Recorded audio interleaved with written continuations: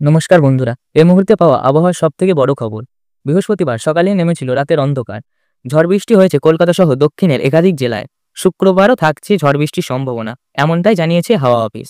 হাওয়া অফিস জানিয়েছে বাংলা জুড়ে চলবে বৃষ্টিপাত। শুক্রবারও তুমুল দুর্যোগের আশঙ্কা রয়েছে।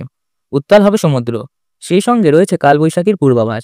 মৎস্যজীবীদের সমুদ্র যেতে নিষেধ করা হয়েছে। হাওয়া অফিস জানিয়েছে আগামী 7 দিন বজ্রবিদ্যুৎ সহ ঝড় বৃষ্টির সম্ভাবনা রয়েছে বঙ্গে। ফলে দহনজ্বালা থেকে মিলবে আরও কিছুদিনের মুক্তি। শুক্রবার ও শনিবার দক্ষিণবঙ্গে একাধিক জেলায় বজ্রবিদ্যুৎ সহ বৃষ্টির সঙ্গে দমকা ঝোড়ো হওয়ার সম্ভাবনা রয়েছে। হাওয়ার গতিবেগ থাকতে পারে 40 থেকে 50 কিলোমিটার প্রতি ঘন্টা। বিক্ষিপ্তভাবে কালবৈশাখীর পরিস্থিতি তৈরি হবে।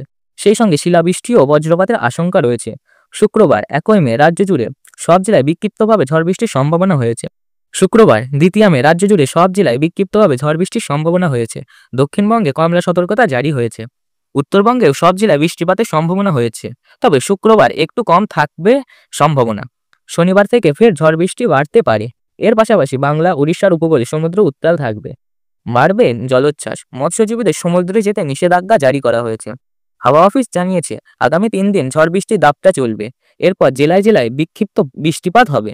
আগামী 7 মে বিকেল বা রাতের দিকে ঝড় বৃষ্টির সম্ভাবনা রয়েছে। বজ্রবিদ্যুৎ সহ বৃষ্টির সঙ্গে দমকা ঝোড়ো হাওয়া বইবে। বৃহস্পতিবার সকালে কলকাতার সর্বনিম্ন তাপমাত্রা ছিল 23.4 ডিগ্রি সেলসিয়াস। বাতাসে জলীয় বাষ্পের পরিমাণ বা আপেক্ষিক আর্দ্রতা 77 থেকে 96%।